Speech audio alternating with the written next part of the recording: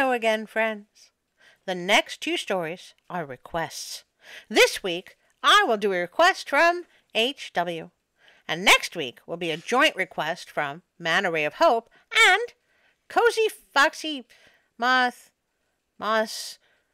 but a friend of the channel.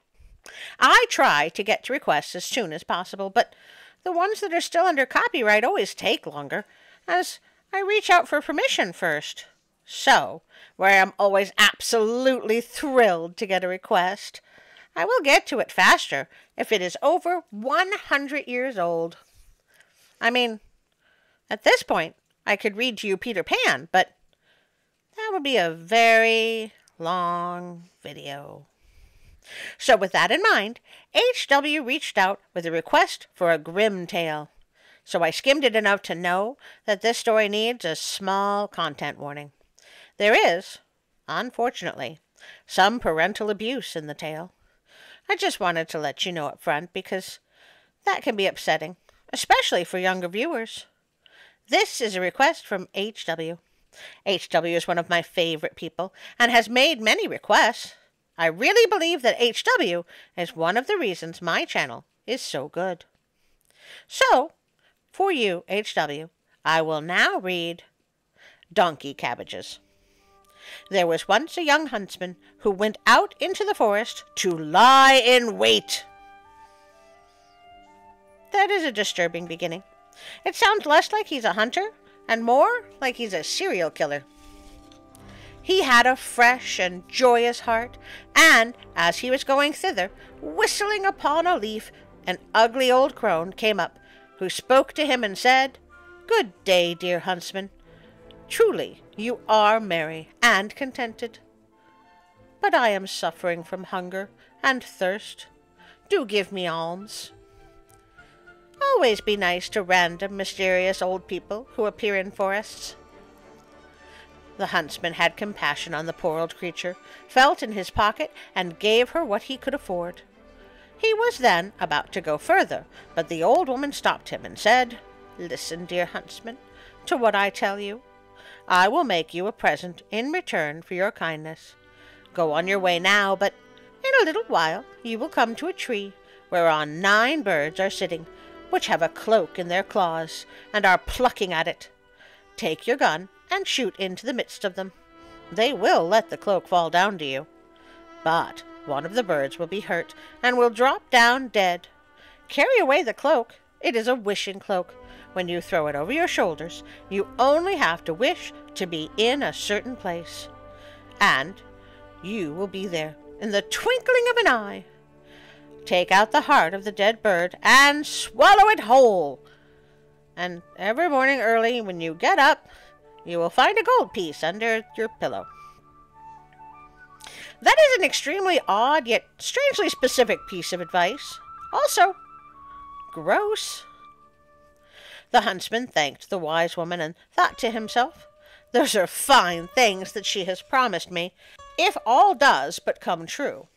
And verily, when he had walked about 100 paces, he heard in the branches above him such a screaming and twittering that he looked up and saw there a crowd of birds who were tearing a piece of cloth about with their beaks and claws, and tugging and fighting as if each wanted to have it all to himself. What an unexpected surprise! And by unexpected, I mean completely expected! "Well," said the huntsman, "this is wonderful.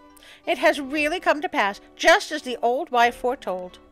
And he took the gun from his shoulder, aimed and fired right into the midst of them, so that the feathers flew about. The birds instantly took to flight with loud outcries, but one dropped down dead, and the cloak fell at the same time.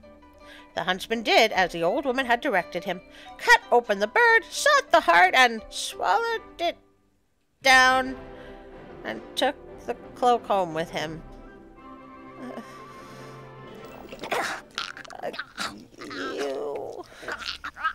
Next morning, when he awoke, the promise occurred to him, and he wished to see if it also had been fulfilled. When he lifted up the pillow, the gold piece shone in his eyes. Next day he found another, and so it went on. Every time he got up, He gathered together a heap of gold, but at last he thought, of what use is all my gold to me if I stay at home? I will go forth and see the world. Yes, travel, broaden your mind, go forth, young man! You know, so the story can happen. He then took leave of his parents, buckled on his huntsman's pouch and gun, and went out into the world. It came to pass that one day he traveled through a dense forest, and when he came to the end of it, in the plain before him stood a fine castle. An old woman was standing with a wonderfully beautiful maiden, looking out of one of the windows. The old woman, however, was a witch, dun dun dun, and said to the maiden, "There comes one out of the forest who has a wonderful treasure in his body. You have a touch of destiny about you. We must filch it from him, my dear daughter. It is more suitable for us than for him. He has a bird's heart about him, by means of which a gold piece lies every morning under his pillow." All right, I get that she's a witch, but did she also read the beginning of the story? How did she know just by looking at him that he had swallowed a bird's heart? Was he wearing a sign? The witch told the maiden what she was to do to get it, and what part she had to play, and finally threatened her, and said with angry eyes, "If you do not attend to what I say, it will be the worse for you." Darn it. We are back in the land of Grimm brothers, where no one has names. I will henceforth call the huntsman Jason and the maiden Brittany. Remember, like a few years ago, every other boy was named Jason and the girls were all named Brittany? Now, when Jason came nearer, he descried Brittany and said to himself, "I have traveled about for such a long time. I will take a rest for once and enter that beautiful castle. I have certainly money enough." Nevertheless, the real reason was that he had caught sight of the pretty girl. Jason entered the house and was well received and courteously entertained.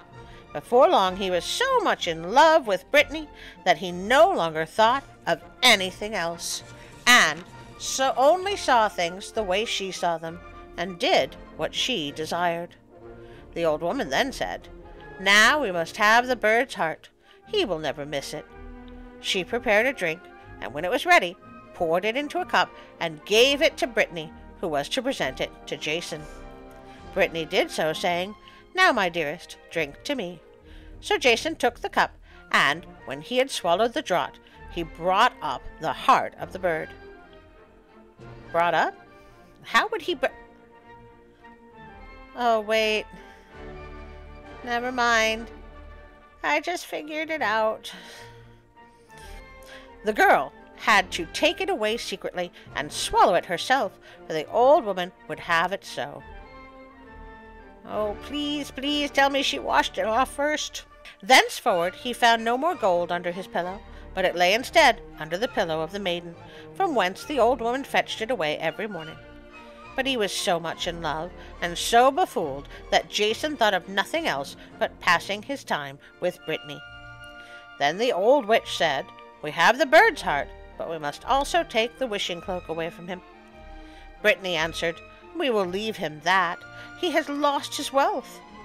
The old woman was angry and said, "Such a mantle is a wonderful thing, and is seldom to be found in this world. I must and will have it." She gave the girl several blows, and said that if she did not obey, it would fare ill with her. So Brittany did the old woman's bidding, placed herself at the window, and looked on the distant country, as if she were very sorrowful.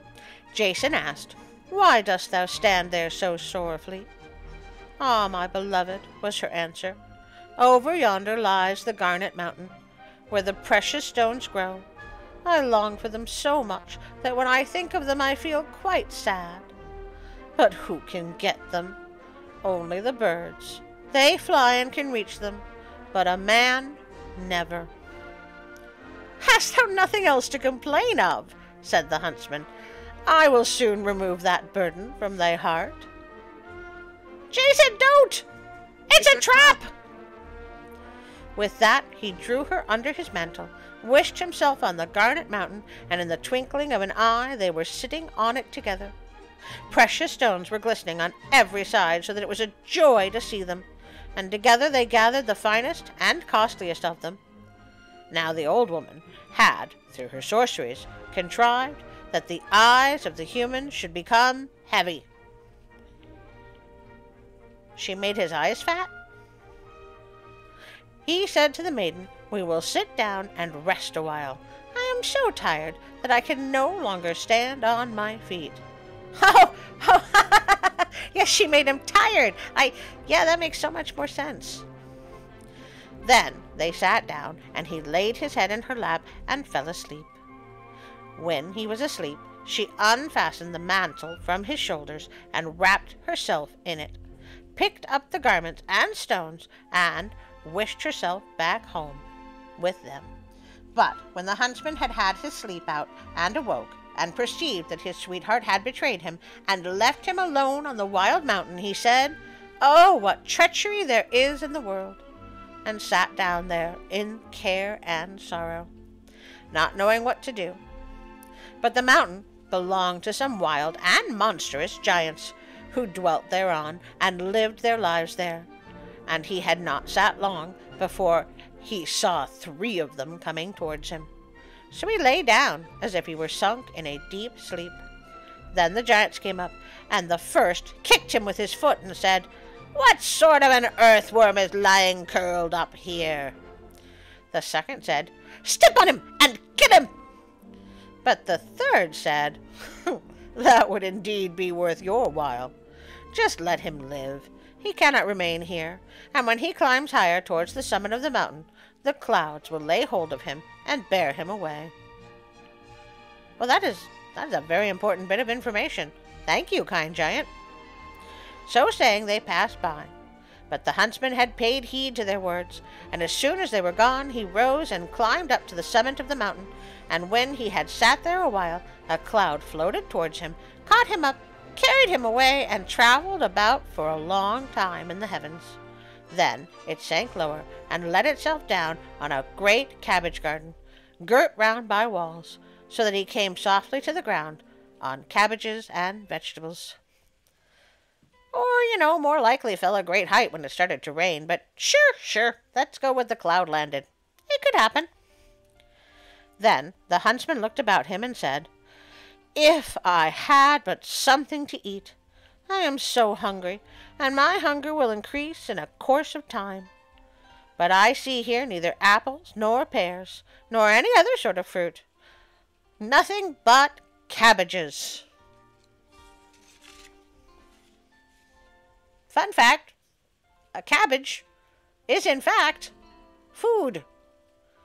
It's actually the basis of a great many kinds of cooking. But at length he thought, "At a pinch, I can eat some of the leaves. They do not taste particularly good, but they will refresh me. Oh, Jason, have you not experienced the joy of coleslaw?" With that, he picked himself out a fine head of cabbages and ate it. But scarcely had he swallowed a couple of mouthfuls than he felt very strange and quite different. 4 legs grew on him, a large head, and 2 thick ears, and he saw with horror that he was changed into an ass. Oh, so many jokes. Brain overload. Oh, moving on quickly. Still, as his hunger increased every minute, and as the juicy leaves were suitable to his present nature, he went on eating with great zest. At last he arrived at a different kind of cabbage, but as soon as he had swallowed it, he again felt a change, and reassumed his former human shape. Then he torched the whole field, and put up a big warning sign in case it ever started to grow again. No? Then the huntsman lay down and slept off his fatigue. When he awoke next morning, he broke off 1 head of the bad cabbages and another of the good ones, and thought to himself, "This shall help me to get my own again and punish treachery." Then he took the cabbages with him, climbed over the wall, and went forth to seek for the castle of his sweetheart. My cabbages! After wandering about for a couple of days, he was lucky enough to find it again. That's unbelievable. He dyed his... Jason disguised himself so that his own mother would not have known him, and begged for shelter. "I am so tired," said he, "that I can go no further." The witch asked, "Who are you, countryman, and what is your business?" "I am a king's messenger, and was sent out to seek the most delicious salad which grows beneath the sun. I have even been so fortunate as to find it, and am carrying it about with me. But the heat of the sun is so intense that the delicate cabbage threatens to wither, and I do not know if I can carry it any further." He said, "You know, like a liar." When the old woman heard of the exquisite salad, she was greedy, and said, "Dear countryman, let me just taste this wonderful salad." "Why not?" answered he. "I have brought 2 heads with me, and will give you one of them." And he opened his pouch and handed her the bad cabbage.